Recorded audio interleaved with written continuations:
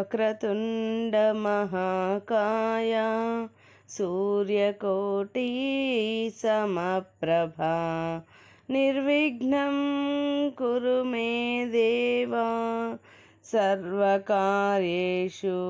సర్వదా.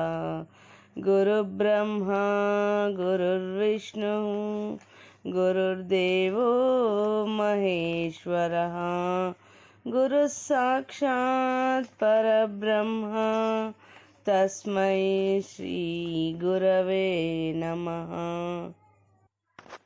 సంపూర్ణ మాఘపురాణము 30వ అధ్యాయము. మార్కండేయుని వృత్తాంతము. వశిష్ఠుల వారు దిలీపునకు మృగశృంగుని వివాహము, మృకండుని జననము, కాశీ విశ్వనాథుని దర్శనము, విశ్వనాథుని వరం వలన మార్కండేయుని బడయిట మొదలగు వృత్తాంతములను వివరించి, మహారాజా, ఇక మార్కండేయుని గురించి వివరింతును, శ్రద్ధగా ఆలకింపుమని ఈ విధముగా చెప్పదొడంగిరి.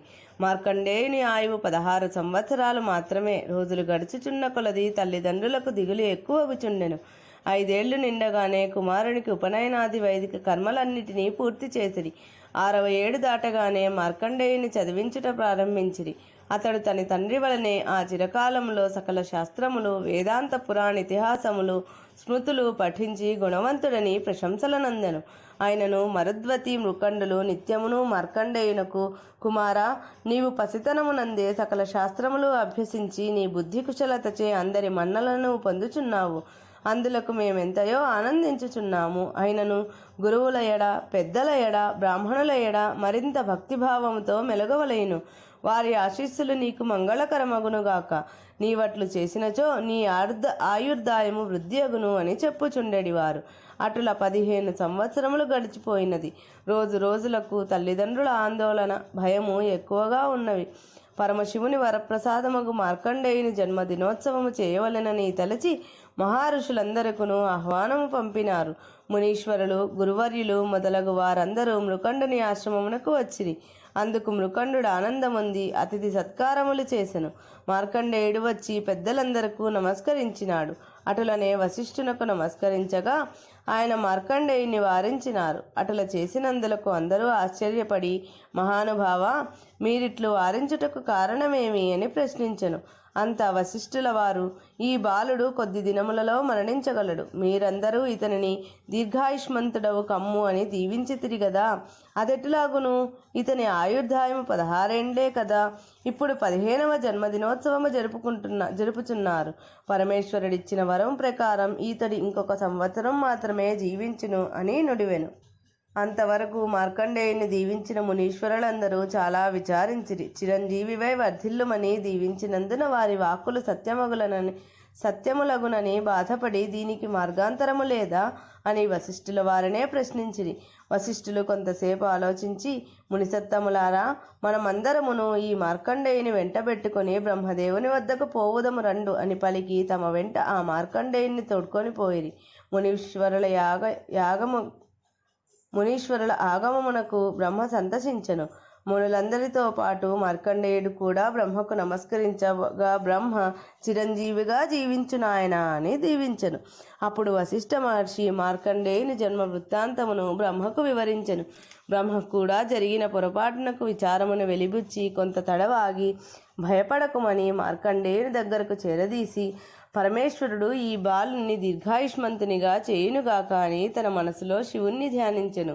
అంతటా మునుల వంక చూచి, ఓ మునులారా, మీరు పోయి రండు, ఇతనికి ఏ ప్రమాదమును జరగనేరదు అని పలికి, వత్స మార్కండేయ, నీవు కాశీ క్షేత్రమునకు పోయి విశ్వనాథుణ్ణి సదా సేవించుచుండుము, నీకే ఆపదయూ కలుగదని ధైర్యము చెప్పి పంపివేశను. మార్కండేయుడు గృహమునకు వచ్చి తల్లిదండ్రులకు నమస్కరించి, కాశీనాథుణ్ణి సేవించి వచ్చదను అనుజ్ఞనిమ్మని కోరగా, మృకండు అతని భార్యయు కొడుకు యొక్క ఎడబాటునకు కడుంగడు దుఃఖించిరి. ఎట్టకేలకు మార్కండేయుని దీక్షను కాదనలేక, కుమారుణ్ణి విడిచిపెట్టి ఉండలేక అందరూ కాశీ క్షేత్రమునకు బయలుదేరిరి. మృకండు కుటుంబ సహితముగా కాశీకి పోయి విశ్వేశ్వరాలయ సమీపమందు ఒక ఆశ్రమము నిర్మించెను. మార్కండేయుడు శివధ్యానపరుడై రాత్రింబవళ్ళు శివలింగము కడనే ఉండసాగెను.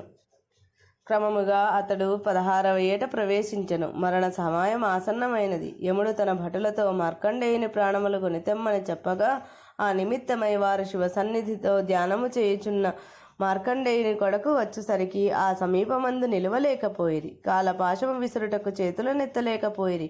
మార్కండేయుని చుట్టూ మహా తేజస్సు ఆవరించింది. ఆ తేజస్సు యమభటులను అగ్ని కణముల వలె బాధించెను. ఆ బాధ కోరవలేక భటులు పోయి జరిగిన వృత్తాంతమును యమునికి ఎరిగించగా యముడు ఆశ్చర్యపడి తానే స్వయముగా వచ్చి మార్కండేయునిపై కాలపాశమునకు విసిరెను. మార్కండేయుడు కన్నులు తెరిచి చూచేసరికి యముడు అతని ప్రాణములను తీసుకొని పోవ సిద్ధముగా ఉండగా అతడు భయపడి శివలింగమును కౌగిలించుకొని ధ్యానించేసరికి కైలాసవాసురగు పార్వతీపతి తన భక్తుని ఆక్రందనను విని మహారౌద్రాకారముతో శివలింగమును చీల్చుకొని వచ్చి త్రిశూలముతో యముని సంహరించి మార్కండేయుని రక్షించెను. యముడు చనిపోవుటచే అష్టదిక్పాలురు బ్రహ్మాది దేవతలు వచ్చి శివుని అనేక విధములా ప్రార్థించిరి. కోపము చల్లార్చుకో మహేష, యముడు తన కర్తవ్యమును నెరవేర్చినాడు. తమరు వరప్రసాదుడగు మార్కండేయునికి 16 ఏండ్లు మాత్రమే ఆయువునిచ్చితిరి గదా. అతని ఆయువు నిండిన వెంటనే యముడు ప్రాణములు తీయుటకు వచ్చెను. తమరు మార్కండేయుని చిరంజీవిగా చేసితిరి. అందుకు మేమెంతయో ఆనందించుచున్నాము. కానీ ధర్మపాలన నిమిత్తము యముడు లేకుండుట లోటు కదా. కాన మరలా యముణ్ణి బ్రతికించుడని వేడుకొనిది. అంతటా ఈశ్వరుడు యముణ్ణి బ్రతికించి, యమా, నీవు నా భక్తుల దరికి రావలదు సుమా అని హెచ్చరించి అంతర్ధానమయ్యెను. పరమశివుని దయవలన తన కుమారుడు దీర్ఘాయుష్మంతుడైనందులకు మృకండు మిక్కిలి సంతసించి తాను చేసిన మాఘమాస ప్రతిఫలమే తన కుమారుని కాపాడినదని నమ్మి ఈ మాఘమాస ప్రభావమును లోకులందరకు చెప్పుచుండెను.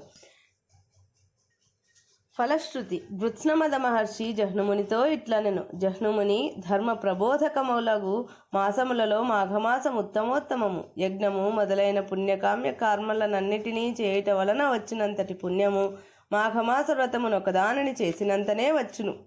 మాఘమాస వ్రతము సర్వపుణ్యక్రియల సారము. అన్ని విధములకు తపస్సులకు సారభూతమైనది. సర్వధర్మముల సారము. శివకేశవులిద్దరికీ ప్రీతిపాత్రమైనది. సూర్యుడు, అగ్ని, బ్రహ్మ మొదలగు దేవతల దయను కూడా కలిగించును. సర్వసుఖములనిచ్చును. ఈ మాఘమాస వ్రతమును గూర్చి నేను చూచిన దానిని, విన్నదానిని, తెలిసిన దానిని నీకు అడుగకనే చెప్పి తిని. మానవుడు అన్ని ధర్మములను ఆచరింపలేకపోయినను మాధవ ప్రీతికరమైన మాఘమాస వ్రతమును విడువక ఆచరించినచో సర్వధర్మములను ఆచరించుట వలన వచ్చు ఫలితమునందును. ఈ పురాణమును శ్రీహరి సన్నిధిలో చెప్పువాడును భక్తితో వినువారును ఇహపరముల యందు సర్వసుఖములను పొంది తుదకు శ్రీహరి సాన్నిధ్యమును చేరును. సూతుడు శౌనకాది మహామునులతో ఇట్లనను. మాఘమాస వ్రతము సర్వపుణ్యములనిచ్చును, సర్వైశ్వర్యములనిచ్చును, అన్ని రోగములను పోగొట్టి ఆయుర్దాయమును పెంచును, విష్ణు సాన్నిధ్యమును కలిగించును, ముక్తిని కోరిన వారికి ముక్తినిచ్చును, కోరిన కోరికలనిచ్చును, వినయ విధేయతలు గల శిష్యునకును, శ్రద్ధ కలవానికిని, మంచి నడవడిక కలవానికి, ఆత్మజ్ఞానికి ఈ వ్రతమును చేయుడని చెప్పవలెను. శౌనకాది మహామునులకు రోమహర్ణనుని పుత్రుడు నైమిషారణ్యమున మాఘమాస వ్రత మహిమను వివరించుచు నీ కథలను చెప్పెను. అతడు చెప్పిన వానిలో కొన్ని కథలు శివుడు పార్వతికి చెప్పినవి కొన్ని, దిలీప మహారాజునకు వశిష్ఠ మహర్షి చెప్పినవి మరికొన్ని, వృత్స్నమదుడను మహర్షి జహ్నువను మునికి చెప్పినవి ఇంక కొన్ని. మొత్తం మీద ఈ కథలన్నిటినీ కలిపి సూతుడు శౌనకాది మహర్షులకు చెప్పినవి. సూతుడు అనేక పురాణ కథలను ఎరిగినవాడగుటచే ఆయా సందర్భములలో ఆయా వ్యక్తులకు చెప్పిన కథలను కలిపి చెప్పెనని గ్రహించవలెను. ఇది మాఘ పురాణము 30వ రోజు పారాయణం 30వ అధ్యాయము సంపూర్ణం. ఓం శాంతి శాంతి శాంతి.